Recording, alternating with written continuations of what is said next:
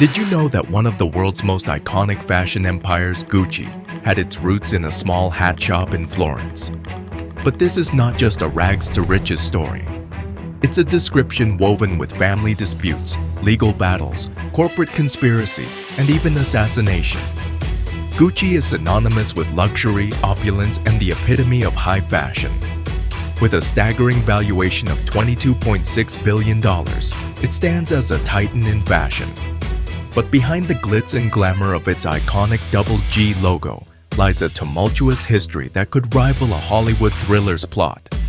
The brand's journey, which many perceive as a shimmering rags to riches tale, is a shadowy narrative filled with intense family feuds, bitter lawsuits, and a chilling assassination episode. It's a story that serves as a stark reminder that success often comes at a price, and for the Gucci family, that price was steep. Gucci's story began in the picturesque city of Florence, Italy. Born into a modest family that ran a straw hat shop, young Guccio was no stranger to the nuances of running a family business. However, life threw a curveball when the family business crumbled, plunging them into bankruptcy and leaving Guccio penniless. But as they say, when one door closes, another opens. At the tender age of 18, with dreams bigger than his pockets and a spirit unwilling to be caged by circumstances, Guccio moved to the bustling city of London. It was here, amidst the grandeur of the Savoy Hotel where he worked, that he had his eureka moment. Observing the hotel's elite guests, he was captivated by their luxurious leather goods and luggage. These weren't just mere accessories but powerful status symbols, distinguishing the haves from the have-nots. This observation sparked a flame in Guccio. He realized that fashion, particularly luxury fashion, was more than just about clothing or accessories. It was about making a statement, standing out in a crowd, and the allure of exclusivity. He envisioned a world where he could cater to this elite clientele, offering them leather goods that weren't just functional, but were also a testament to their status. But he was also pragmatic. He knew that to turn this dream into reality, he would need to immerse himself in the world of leather, understand its intricacies, and save enough capital. This realization led him to Wagon Litz, a train company, where he further honed his observation skills, assisting travelers with their luxury luggage. Every suitcase, every handbag he handled brought him a step closer to his dream. As the world around him was embroiled in the chaos of World War I, Guccio was steadfast, working diligently in a leather goods shop, absorbing, learning, and never losing sight of the empire he aimed to build. As the years rolled on, Guccio's dedication bore fruit. By 1921, at 40, he had amassed enough knowledge and savings to launch his own venture. Nestled in the heart of Florence, the birthplace of the Renaissance, Guccio opened the doors to a quaint leather goods shop. This wasn't just any store but the culmination of years of dreams, observations, and hard work. It was the very seed from which the colossal Gucci empire would sprout. Initially, Guccio imported leather goods, catering to the tastes of the elite. But as the demand for unique designs grew, he recognized an opportunity. Why not craft these exquisite pieces himself? With this thought, he embarked on a new journey, setting up his own workshop and hiring artisans to bring his visions to life. However, the road to success was not without its bumps. The rapid expansion, while exciting, also brought with it a mountain of debt. Guccio found himself in turbulent waters, grappling with financial challenges and seeking help from anyone willing to lend an ear, including taking a crucial loan from his son-in-law. While Guccio was content with his blossoming business in Florence, destiny had grander plans in store, and these plans were to be set in motion by the next generation of the Gucci family. Guccio's three sons, Aldo, Rodolfo, and Vasco, were visionaries in their own right.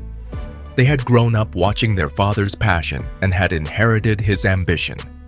They dreamt of a successful store and a global brand, a name on everyone's lips. Their first proposal? Expand beyond Florence and establish a presence in the eternal city of Rome. Guccio, ever the cautious entrepreneur, hesitated, fearing the risks of such a bold move.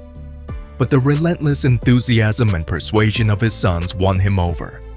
And as fate would have it, this decision to open a second shop in Rome would prove pivotal. The timing was impeccable. World War II saw soldiers flocking to this new store, eager to purchase gifts for their loved ones back home. The Gucci brand was no longer just a local name. It was on its way to becoming an international sensation. The post-war era brought with it a wave of prosperity, and the Gucci brand rode this wave with flair. By the 1950s, the profits from their ventures enabled them to set their sights on Milan, the fashion capital of Italy. But the ambitions of the Gucci brothers didn't stop at the Italian shores. They looked across the Atlantic towards the land of opportunities, the United States. In 1953, the trio, armed with dreams and determination, landed in New York City, scouting for the perfect location to mark Gucci's American debut. But life, with its unpredictable twists, had other plans. Just 2 weeks after the great opening of the New York store, tragedy struck. Guccio Gucci, the man who had started it all, the visionary who had risen from the ashes of bankruptcy to create a fashion legacy, passed away from a heart attack. The news sent shockwaves through the fashion community. The patriarch had left behind not just a thriving business, but also a family that was deeply entrenched in the brand's operations. The future of Gucci now rested in the hands of his 3 sons and the generations to come. Little did anyone know that this transition would set the stage for one of the most dramatic chapters in the history of the fashion world. The passing of Guccio Gucci marked not only the end of an era, but also the beginning of a series of tumultuous events that would shake the very foundation of the Gucci empire. The patriarch's will became a point of contention. While he had entrusted the company to his 3 sons, Aldo, Rodolfo, and Vasco, he made a glaring omission. Grimalda, Guccio's daughter, was conspicuously left out of the inheritance. This exclusion was not just symbolic, it had profound financial implications. Grimalda's husband had once provided a crucial loan that kept the company afloat during challenging times. Yet, despite this significant contribution, she found herself with no share in the family's burgeoning empire. Feeling slighted and wronged, Grimaldi took the battle to court, challenging her brothers in a bid to claim her rightful share. The legal drama that ensued was not just a fight for assets. It was a testament to the deep-seated rifts and resentments that had been brewing within the Gucci family. The courtroom battles were fierce, and the media lapped up every moment of this high-profile family feud. However, despite her sincere efforts, Grimalda's quest for justice ended in defeat, leaving her with nothing from the vast Gucci fortune. While the family was embroiled in legal battles in Italy, the Gucci brand made waves across the Atlantic. The decision to expand to the United States proved to be a masterstroke. As the first luxury Italian brand to set foot in New York City, Gucci was in a league of its own. The Big Apple, with its glitz, glamour, and insatiable appetite for luxury, embraced Gucci with open arms. The brand's unique blend of Italian craftsmanship and innovative design resonated deeply with the American elite. But it wasn't just the wealthy who were captivated. Hollywood, the mecca of global entertainment, became fascinated with Gucci. A-list celebrities, the trendsetters of the era, were frequently spotted donning Gucci creations, further elevating the brand's status. This celebrity endorsement had a ripple effect. Fans worldwide, eager to emulate their favorite stars, aspired to own a piece of Gucci. The brand had successfully tapped into the psyche of the masses, transforming from a luxury brand to a cultural phenomenon. Guccio's vision and his son's ambition had propelled Gucci to dizzying heights, making it a name to be reckoned with in the global fashion arena. As the Gucci brand soared to new heights, a storm was brewing within the family. The third generation, the heirs to the Gucci throne, were stepping into the limelight, and with them came a fresh set of ambitions, dreams, and, unfortunately, conflicts. Maurizio Gucci, Rodolfo's son, emerged as a central figure in this new chapter. With a keen business acumen and a vision for the brand's future, he was determined to leave his mark. However, his ideas often clashed with those of his cousins. The once united front of the Gucci family was showing cracks.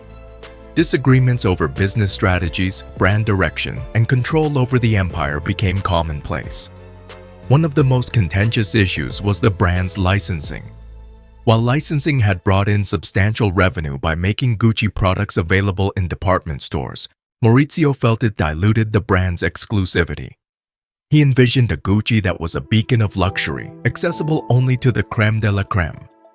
His decision to pull back on licensing was bold and came with repercussions. Almost overnight, Gucci saw a staggering loss of over $100 million in revenue. Many viewed this move as a blunder, but Maurizio remained steadfast in his belief that exclusivity would be Gucci's salvation. However, the challenges were wider than business decisions. Personal relationships within the family were deteriorating at an alarming rate. In a shocking turn of events, Maurizio, in a bid to assert his dominance, reported his own father, Aldo, for tax evasion. This act was not just a business maneuver but a personal betrayal that sent shockwaves through the family. Aldo, the man who had played a pivotal role in Gucci's global expansion, faced a prison sentence at 81. Amidst this chaos, another family member, Paolo, sought to carve out his own legacy. Launching his own Paolo Gucci brand, he envisioned a future where the family empire didn't overshadow him. But dreams often come at a cost. His venture led to a bitter legal battle with the Gucci family, who feared he would tarnish the brand's image. Millions were spent, and the courtroom once again became a battleground for the Guccis. The saga of the third generation was not just about business. It was a Shakespearean drama of ambition, betrayal, and the relentless pursuit of power. During the power plays and boardroom battles, a love story was unfolding, one that would add yet another dark chapter to the Gucci saga. Maurizio Gucci, the man at the center of many family controversies, was ensnared in a passionate romance with Patrizia Reggiani. With her sharp wit and undeniable charm, Patrizia was a force to be reckoned with. Known for her lavish tastes and penchant for luxury, she once quipped, "It's better to cry in a Rolls-Royce than be happy on a bicycle." Their whirlwind romance was the talk of the town, with many seeing them as the golden couple of the Italian elite.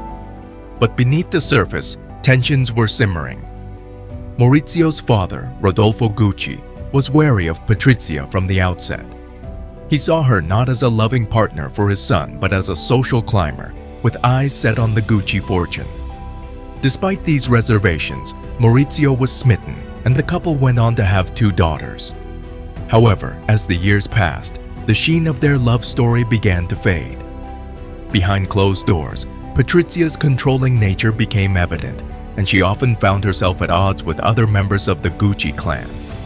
The couple's relationship became a cauldron of jealousy, mistrust, and power struggles. Maurizio's decision to divorce Patrizia set off a chain of events that no one could have predicted. The aftermath of their separation was nothing short of a thriller. Patrizia, feeling scorned and marginalized, began to harbor dark thoughts. Whispers in the Italian social circle spoke of her seeking ways to exact revenge on Maurizio. She was no longer just the ex-wife, but a woman with a mission. The climax of this twisted tale came with the shocking assassination of Maurizio Gucci. The fashion world was in disbelief.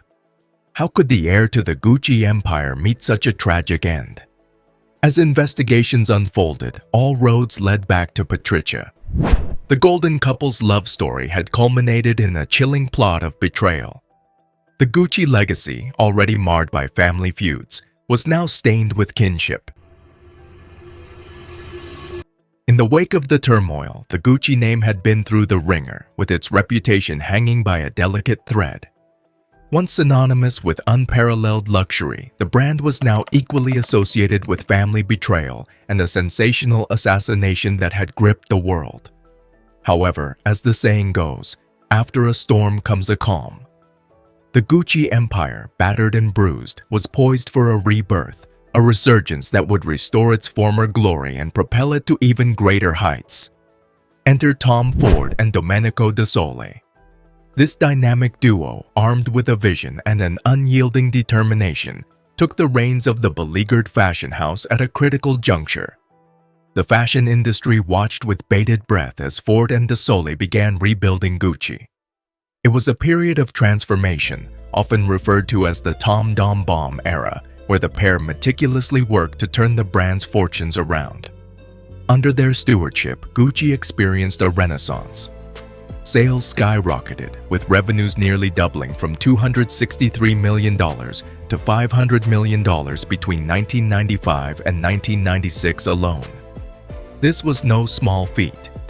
With the family drama finally taking a back seat, the brand could focus on what it did best: crafting exquisite, desirable fashion. The world began to see a Gucci that was a symbol of luxury and a testament to resilience and revival. The marketplace buzzed with excitement as each new collection was unveiled, and the Gucci mystique was reborn, capturing the imaginations of fashion enthusiasts worldwide.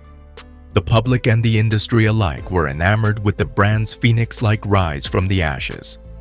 However, the journey was far from over.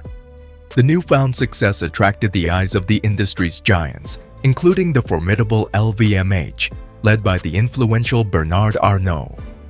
Arnault, known for his insight and aggressive business strategies, set his sights on Gucci. The fashion world breathed as Arnault moved to take over the resurgent brand. It was a tense period, with the specter of a hostile takeover looming large. However, Gucci, with its newfound vigor, wasn't to be cowed. With strategic alliances and savvy business moves, the brand not only thwarted the takeover attempt, but continued its ascent to the pinnacle of the fashion world. Today, Gucci stands not just as a brand but as a legend, a saga of passion, ambition, tragedy, and triumphant resurgence.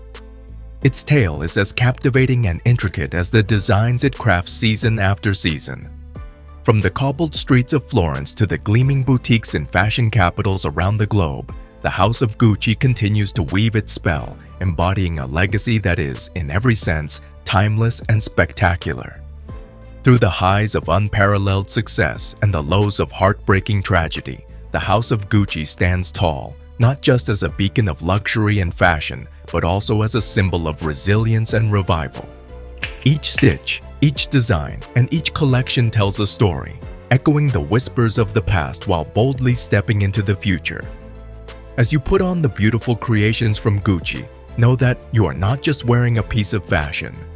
You are embracing a legacy, a piece of history woven with passion and sprinkled with the magic of triumph over adversity. As we conclude this enthralling journey through the corridors of Gucci's history, we invite you to like, share, and subscribe for more captivating tales from the world of style and elegance.